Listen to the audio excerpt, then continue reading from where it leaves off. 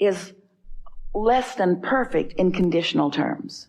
But she will say to herself, I am utterly comfortable. In other words, she focuses upon how good she feels right here, right now, as if to say to the universe, I no longer need you to yield idyllic conditions. I can have a good experience no matter what. The more general you are, the more you allow it. But once you've practiced being general enough that you've really got yourself in a place of allowing, then the more conscious you are, the more fun it is. The more you realize that you are creating your own reality. It's not so different than saying, how conscious should I be in the sculpting of the clay? We say, well, you could just take a big clump and throw it down, be all right. But it's ever so much more satisfying to mold it in the image of your intention. But let's take it further. What about just making peace with where you are? What about acknowledging that you're on the path and that you're never in a wrong place, and then just softly turn in the direction of what you want and give yourself a break. Give yourself the ease of acknowledging that it's no big deal and you don't have to do anything this red hot minute and that all really is well, and just sort of trust in the natural momentum of the path of least resistance taking you where you want to go. Try that for a little while and watch the ease that it brings to you and the faster results. Because a lot of people do this. They don't mean to. We've been talking about how every subject is really two subjects, and on one end of the stick, so to speak, is wanted, and on the other end is unwanted. But if what is unwanted is active enough that you translated it, so you're thinking about it. In other words, when you're standing there in that negative thought, that means there was a vibration that you translated into a thought and into an emotion. So there's already some momentum going, and attention to it will increase the momentum. So it's more a letting go of it. It's more a reaching for the feeling rather than trying to change the thought to produce the feeling. Do you see what we're saying? This is the point that we're making. Alignment is alignment is alignment. And if some subjects get you there faster than others, then take the path of least resistance to get you there. Because when you're there, all subjects then are accommodated. That was big. Because the path of least resistance that you're upon, where does that path lead?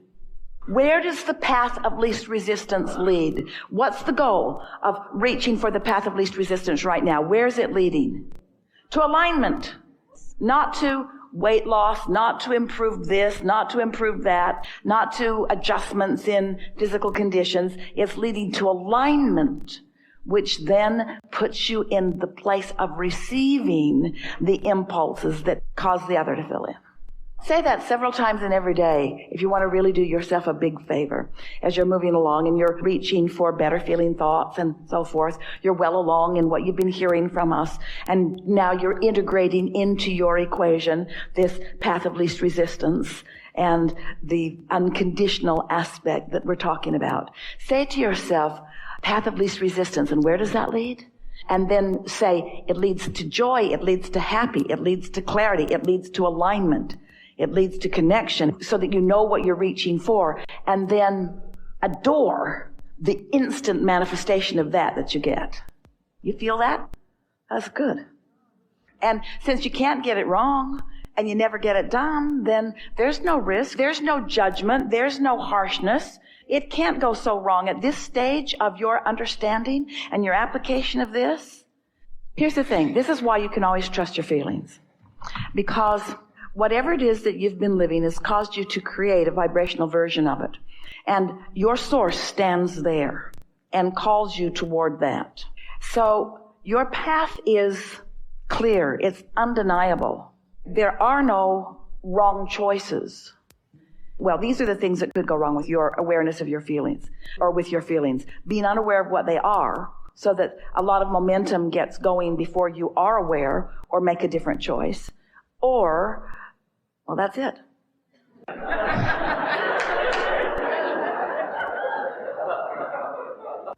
And we think what this conversation is really about is recognizing that this path of least resistance isn't about a behavior that you should always follow. It's about being loose and receptive in the moment and following the impulse.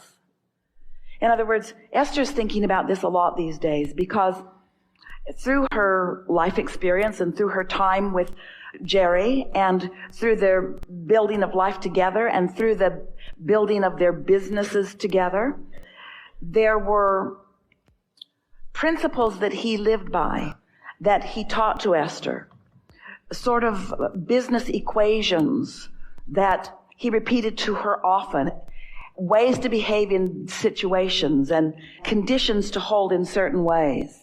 He said things like, start it the way you want it to end up. And if you can't multiply it by 1,000, don't do it. And he had a lot of those things that served him well, that simplified life. So now Jerry makes this transition to non-physical. And so Esther is wanting to follow his lead and remembering so much of the wisdom that she learned from him. And so trying to hold to some of those principles that he established.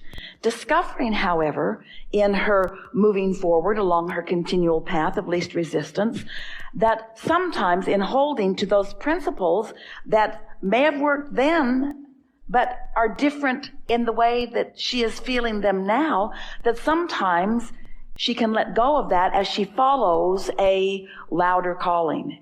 The way she first began translating that was by saying, oh, Jerry, I think I can hear you saying something different now. And he is saying something different now, like trust yourself and follow your own guidance, and like things are always working out and your impulses are on target, and don't worry so much about trying to get everything just right and enjoy the journey. And there are a whole lot of other things that he is saying that are not contradictory to what he said then. And so this is the piece that we are so interested in lighting up for you. And that is that the path of least resistance, let's say that something happened and you felt an impulse and you did it and it worked out really well and you noticed it. And so you did it again and it worked out well again. And so you started affirming to yourself that when I do this under these conditions with these people, it turns out like this.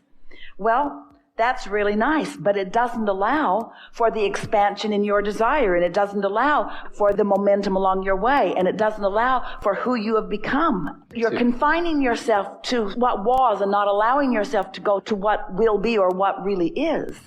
So let's go back to the piece that we were offering earlier about what if. Wouldn't it be nice if? Esther's finding those 4-second and 5-second and 6-second glimpses where all she is aware of, all that she is wanting is alignment, alignment, alignment, trusting then that in her alignment, that law of attraction, which is always in motion, will then help her to dovetail with who is in her vicinity, who is up for whatever it is that she's up for. Rather than looking into the public and defining results that you like and then systematically trying to hook up with the specifics of those characteristics. Instead, trusting your guidance, coming into alignment, and trusting law of attraction to give you what you need when you need it all the way along the way.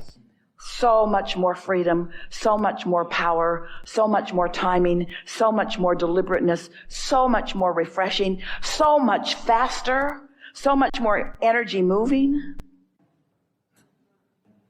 Rather than saying, trust my feelings, because that's sort of loaded for you. Let's say it in a different way. I want to be in the receptive mode. So let's talk about the evolution of thoughts to things.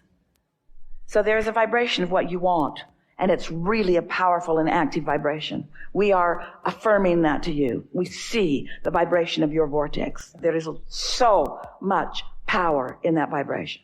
So here's this vibration, and your inner being, the source, more than we can describe of non-physical cadre of energy and consciousness, is there in the vibration of that. So there it is, but it's a vibration not yet translatable by you, especially if you're not in the receptive mode. So here's the vibration, here's the vibration, here's the vibration, here's the vibration. So how are you going to put yourself in the vicinity of translating that vibration into something that's meaningful? Well, if you hit on the subject head on, you're going to activate all your concerns. So you're not going to be in the receptive mode. But if you do something fun, if you let yourself go, if you make lists of positive aspects, or if you're in the mode of appreciating, if you do those things that you know how to do that cause you to feel good, and then you allow the idea to come. You know that feeling when you say, oh, I got an idea. Or here's something. Oh, this just occurred to me. Well, ask yourself, why? Why did that just occur to me? That just occurred to you because you were in the receptive mode and the vibration's been there and you translated the vibration into something tangible for you, because the thought that you translated it into and the subsequent emotion that came in response to it, those are manifestations too. We're going to call them first stage manifestations. There's really plenty of stages before you got to there, but it's a first stage manifestation. And if you can revel in that, then it'll flow and flow and flow and flow and flow.